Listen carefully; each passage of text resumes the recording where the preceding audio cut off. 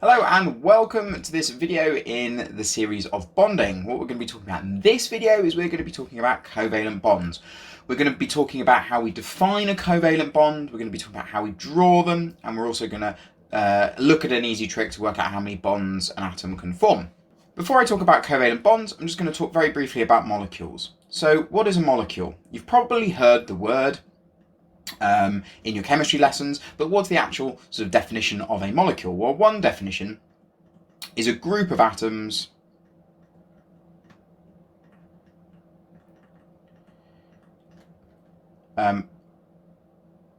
joined by strong covalent bonds.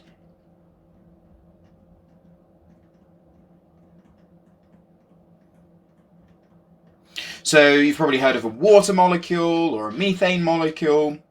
So it's just two or more atoms combined together by these strong covalent bonds. Another thing that's really important here to just touch on is the molecular formula.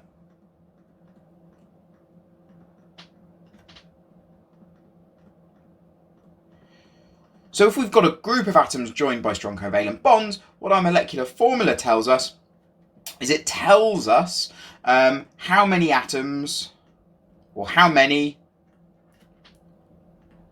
of each atom is present in a molecule.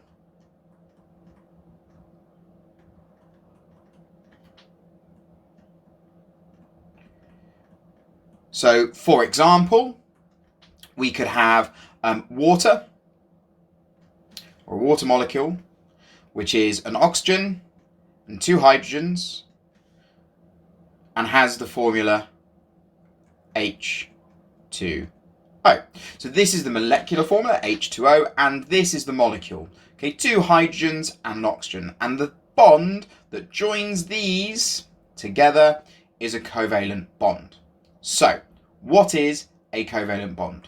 Well, when you have the question, define a covalent bond, you just need to say the following, okay? It is a shared pair of electrons.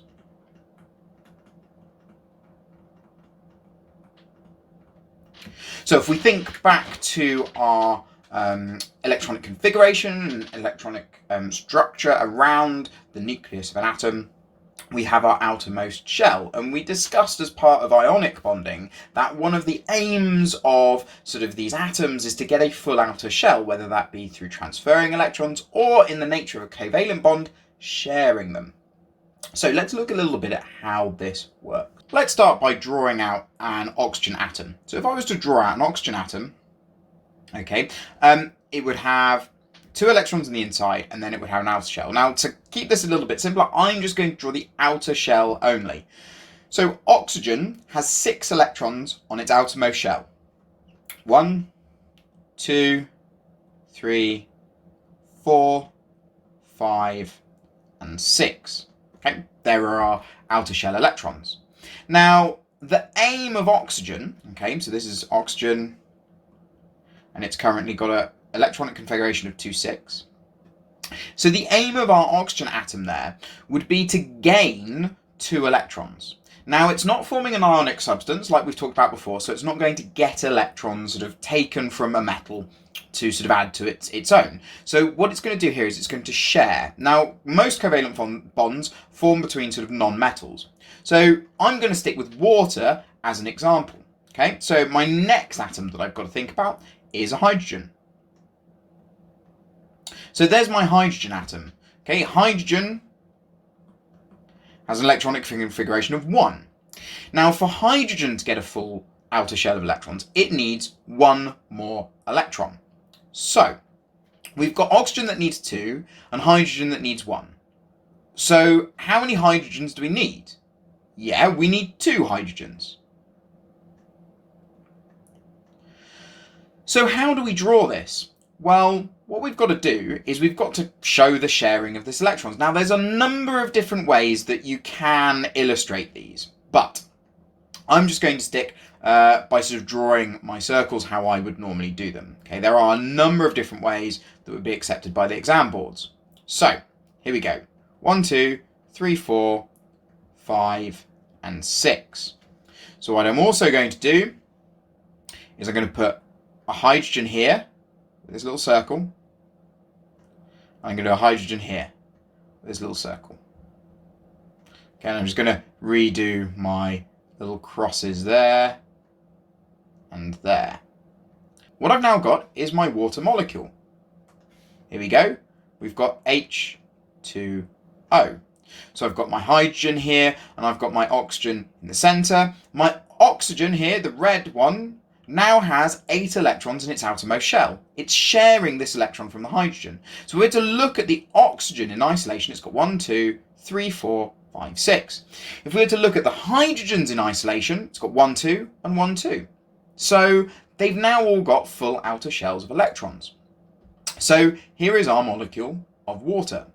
Now, I've drawn this in different colours. What about if you don't have different colours? How would you draw this? So we would have to draw this using a dot and cross diagram. Like we did for the ionic substances, we need to show where the electrons come from.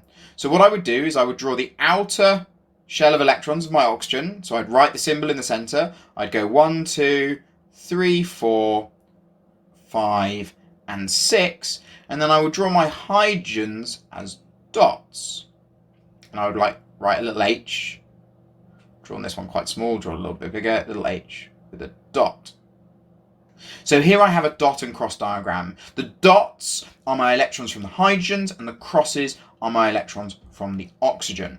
So you can hopefully clearly see that. How else could we draw this? So this is using a dot and cross diagram. Now, what you can also use, okay, is essentially what we call the displayed formula.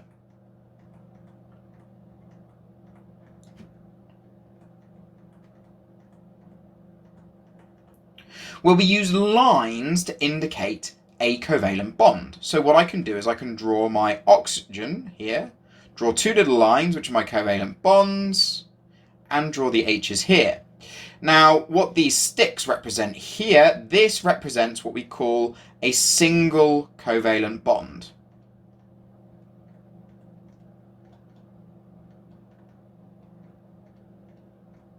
And essentially, it's just got 2 electrons within that bond. So that's how we draw, okay, single covalent bonds. Okay, we use a dot and cross diagram or we use the displayed formula. Just read the question to check which one it's asking for. Okay, so what about this example? Okay, here's another one. This time what we've got is we've got O2. Okay, we've got oxygen. So an oxygen molecule. 2 oxygen atoms joined by a covalent bond. Now, what we've got to think about this covalent bond is we've got an oxygen molecule. 1, 2, 3, 4, 5, and 6. Okay, here's my second oxygen molecule. 1, 2, 3, 4, 5, and 6. Now, both these need 2 electrons to fill their outer shell. So what they can do is they can share more than 1 electron. So what we're going to end up with here is we're going to end up with an oxygen molecule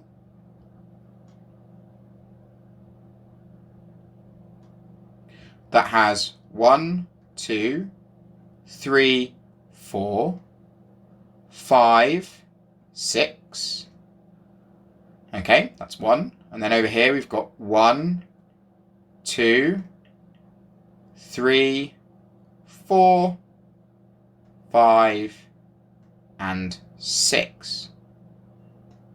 Okay, so what we've got here, okay, is we've got what we call a double covalent bond.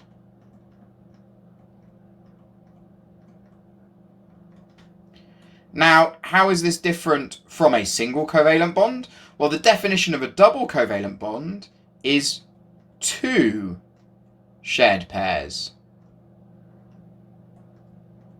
of electrons.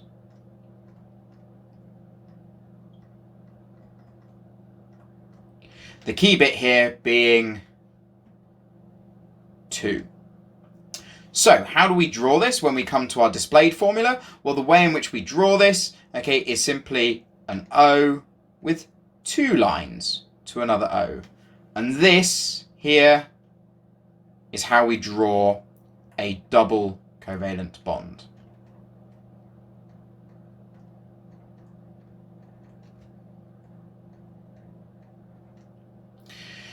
So hopefully you've sort of seen from how I've defined them and how I've drawn them that I've been able to work out how many bonds an atom can form. And well, how have I done that? I've simply looked at how many electrons is needed to make a full outer shell. And what that tells you is that tells you how many bonds they can form. Here, our oxygen needs 2 electrons, so therefore it can form 2 bonds. Here, okay, our hydrogen needs 1 electron, so therefore it can form 1 bond, and the bond I'm talking about here is covalent bonds. Now, is there an easier trick of thinking about this? Well, there actually is. If we think about the groups on the periodic table, we have group 4, 5, 6, and 7 that can form covalent compounds. I mean, yes, some noble gases form weird things with compounds, okay, but for what we're concerned about at GCSE, those are the groups that can form things. So group 4, okay, how many electrons does it need? Well, it needs 4 electrons. 5 needs 3 electrons, 6 needs 2 electrons, and 7 needs 1 electron. So how many covalent bonds can they form? Well, this could form 4, this could form 3, this could form 2, and this could form 1. Alternatively, something in group 4 could form 2 double covalent bonds. So what this number here associates to is the number of single covalent bonds they can form.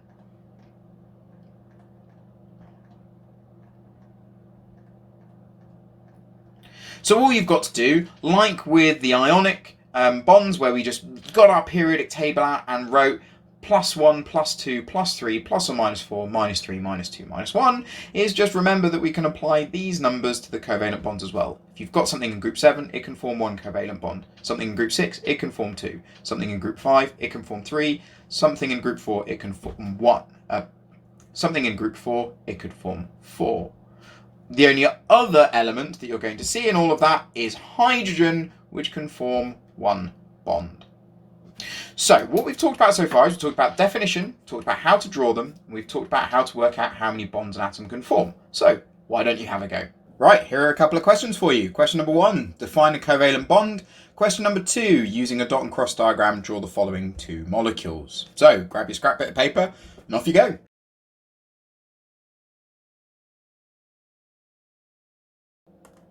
So what answers have we got? Well, define a covalent bond. Hope this is etched into your brains now. Okay, it is a shared pair of electrons.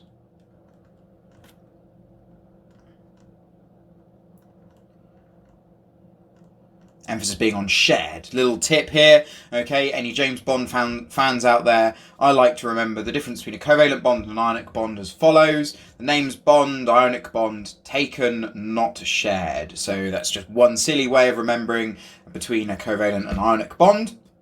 Okay, next up we've got using a dot and cross diagram, draw the following 2 molecules. So there's a couple of stages to this. First off, you might want to ask yourself, okay, how many bonds can they form?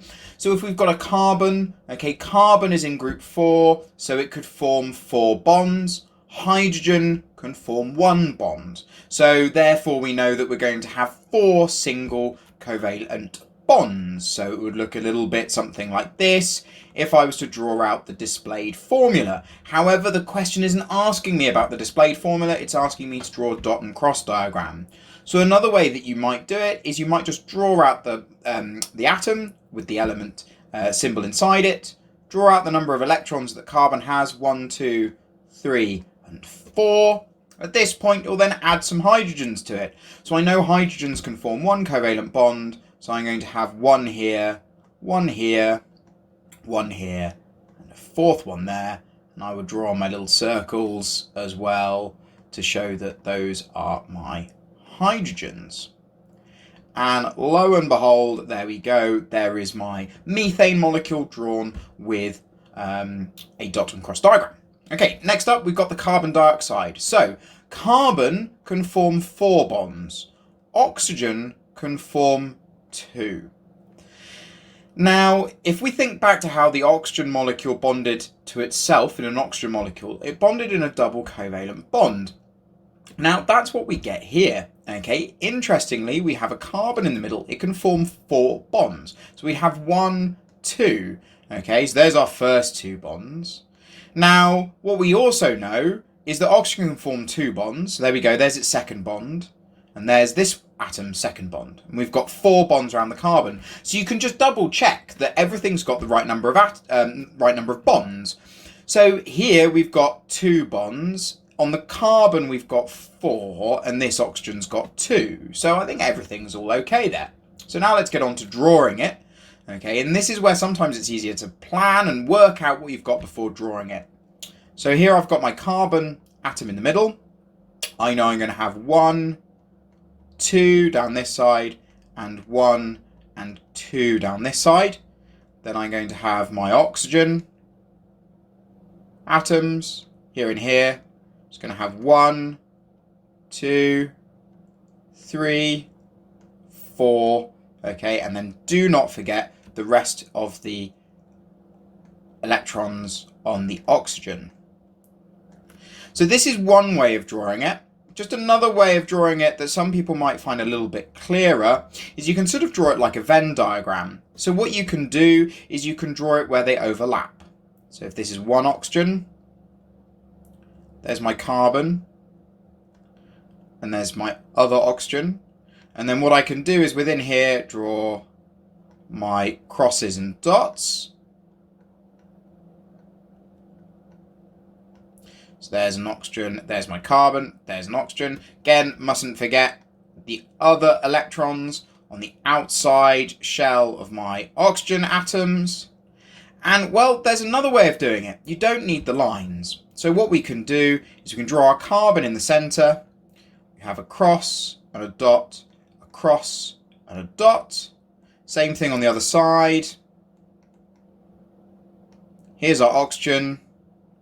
But what we've got to remember about the oxygens is that they have also got 2 more electrons on the outside of them.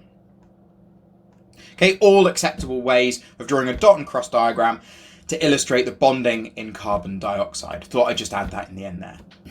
So what we've talked about in this video is we've talked about the definition of a covalent bond, shared pair of electrons. We've talked about how to draw them in a number of different ways. We've talked about displayed formula, talked a little bit about molecular formula, and we've talked about a dot and cross diagram. What we've also done is we've worked out how many bonds each atom can form through a variety of different ways, but thinking back to that little thing of group 4 can form 4, group 5 can form 3, group 6, 2, 7, 1. Hopefully that's been a good introduction to covalent bonds for you. In the next video, we're going to look at some of the different structures that covalent bonds can form. Thank you very much for watching. Please like the video, subscribe to the channel if you haven't already, share the video to somebody you think might find this useful, and as always, I will catch you in the next video.